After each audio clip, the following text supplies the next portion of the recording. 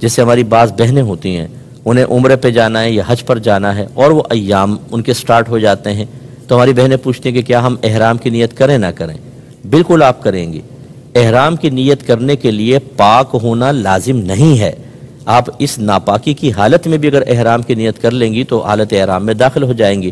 ہماری بہنیں نیت کر لیں، وہ حالت احرام میں آئیں گی، اور وہاں جا کے لیکن جب تک حالت حیض قائم ہے وہ عمرہ وغیرہ نہیں کریں گی، ویٹ کریں گی جب حیض ختم ہوگا پھر وہ عمرہ کریں، لیکن وہ نیت ضرور کریں گی۔ یاد رکھیں اگر آپ بغیر نیت کے چلی گئیں تو دم لازم ہوگا، کیونکہ ایک ایسا 5 ایسے ایریاز ہیں جس کا نبی کریم نے نام لیا باقاعدہ کہ ان سے آگے اگر کوئی نکلے اور مکے جانے کا ارادہ ہو اور بغیر احرام کے نکل جائے تو اس پہ دم لازم ہو جائے گا، یعنی بکرا یا دمبا ذبح کرنا لازم ہو جاتا ہے۔ ان مقامات کو کہتے ہیں میقات۔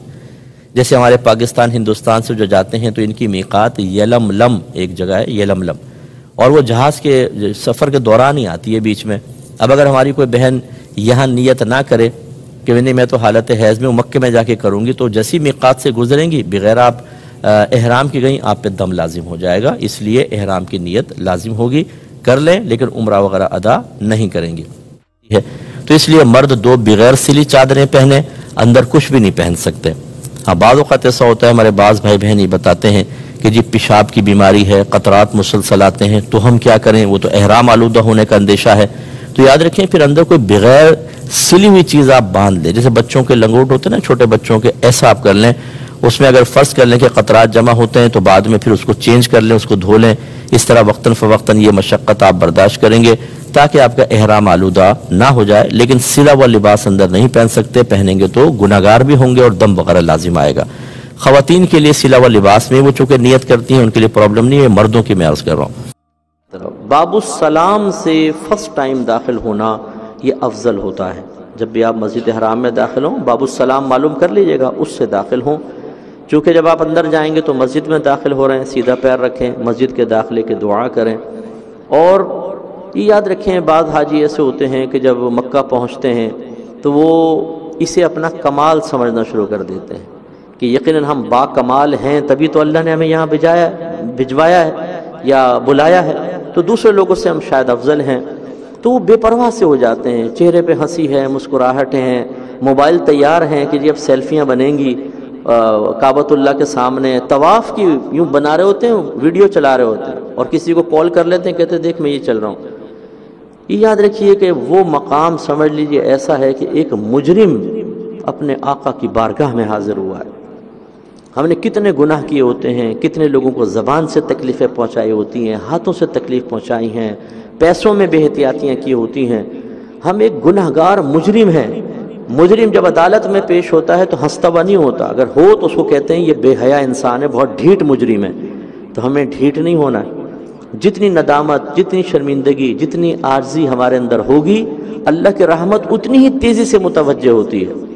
تو چہرے پر ندامت کے آثار، اگر رو سکے تو رو پڑیں، آنسو نکل آئیں کہ میں ایسے رب کی بارگاہ میں آ گیا ہوں کہ میں تو اس قابل ہی نہیں تھا کہ میں یہاں تک پہنچ پاتا، اللہ نے اپنے فضل اپنے کرم سے مجھے بلایا ہے اور میرے لیے گناہوں کے ختم کرنے کا اہتمام فرمایا ہے۔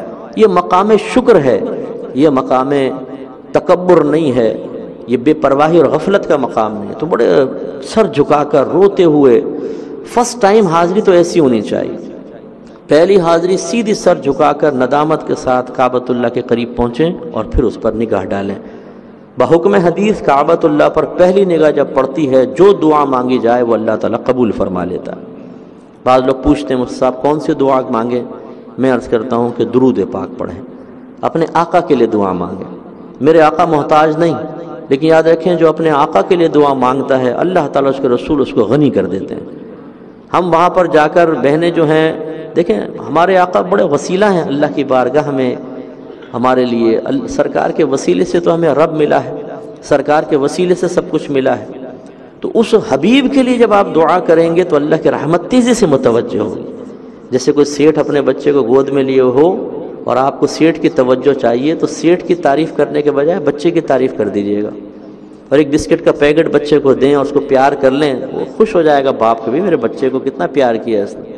اور آپ بچے کو نظر انداز کریں اور سیٹھ کی تعریفیں کرتے رہیں، اس کو اتنا اچھا فیل نہیں ہوگا۔ اللہ تعالیٰ اثرات قبول کرنے سے پاک و صاف ہے. بلا تمثیل میں نے ایک مثال دی ہے، جب اللہ تعالیٰ کی طرف متوجہ ہے بڑی بات ہے، لیکن اس کے حبیب کا خیال کریں ایسے مقام پر اپنی تمام خواہشات کو قربان کر کے اس کے حبیب کے لیے، زیادہ اللہ کی رحمت متوجہ ہوگی. درود شریف پڑھ دیں، اس کے بعد اور دعائیں بھی آپ مانگ سکتے ہیں، مانگ لیں. آگے ارشاد فرمایا یا ایھا الذین آمنو، اے ایمان والو، ان تنصروا اللہ، لفظی ترجمہ یہ ہے کہ اگر تم اللہ کی مدد کرو گے، ینصرکم، وہ تمہاری مدد فرمائے گا. اب یقینی سی بات ہے کہ اللہ تعالیٰ مدد کا محتاج تو نہیں، تو مراد یہاں پر دین الہی ہے کہ اسلام کی اگر تم مدد کرو گے، اللہ کے دین کی مدد کرو گے تو اللہ تبارک و تعالی تمہاری امداد فرمائے گا. اب یہاں پہ دیکھیں خود امداد کے بارے میں اللہ فرما رہا ہے اگر تم اللہ کے دین کی مدد کرو گے، اور ہم یقینی سی بات ہے کہ خدا تو نہیں ہے، تو غیر اللہ سے مدد طلب کرنا یہ ہمیشہ کوئی کفر یا شرک نہیں ہوتا ہے، بلکہ یہ تو ہوتا رہا ہے ہر دور میں، ایک دوسرے کی مدد کرتا ہے، ایک دوسرے سے مدد طلب کرتا ہے. فرق یہ ہے کہ ہم مدد طلب کرتے ہیں، ہم محتاج ہوتے ہیں. اللہ تبارک و تعالیٰ اپنے دین کی مدد کا ارشاد فرما رہا ہے، وہ غیر محتاج ہے. اس مدد میں ہمارا ہی فائدہ ہے، کیونکہ اللہ نے فرمایا ینصرکم، وہ تمہاری مدد فرمائے گا. اس سے معلوم ہوا، اور خصوصی طور پہ یہاں گزارش ہے کہ دین اسلام کی خدمت میں ہرگز کوتاہی نہ کیجیے گا. جتنا آپ کو موقع ملے اپنے قول کے ذریعے، اپنے عمل کے ذریعے، اور خصوصاً اپنے مال کے ذریعے دین اسلام کو تقویت پہنچانے ہو سکتی ہو تو پہنچائے. اور اس کا بہترین طریقہ ایک دین اسلام کی خدمت کا یہ ہے کہ جو اہل علم ہیں ان کی زیادہ سے زیادہ خدمت کی جائے، خصوصاً جو دین اسلام کی خدمت کر رہے ہوں، تاکہ وہ یکسوئی کے ساتھ دین اسلام کی خدمت کر سکیں. اور ایسے لوگ ہونے چاہیے کہ جو دین اسلام کو واقعی سمجھتے ہوں، اس کی خدمت کا جذبہ رکھتے ہوں. تو لہذا اگر اس قسم کی امداد کی جائے تو اس سے دین اسلام زندہ رہ سکتا ہے اور بہت ہی اچھا ثواب جاریہ ہو سکتا ہے. وَيُثَبِّتْ أَقْدَامَكُمْ، اللہ تعالیٰ فرماتا ہے کہ ینصرکم، وہ تمہاری مدد بھی کرے گا، وَيُثَبِّتْ، اور ثابت قدم مضبوط کر دے گا، اقدامکم، تمہارے قدموں کو. ایک ہی کویسچن کیا ابھی کہ لے لیتے ہیں. یہ بھائی نے فرمایا کسی نے کہ حرام ہڈی کے اوپر کوئی جادو ٹونا کروایا اور لوگوں کو پتہ چل گیا، کوئی رشتہ دار یا دوست ہے، تو اب اس سے تعلق رکھنا کیسا ہے؟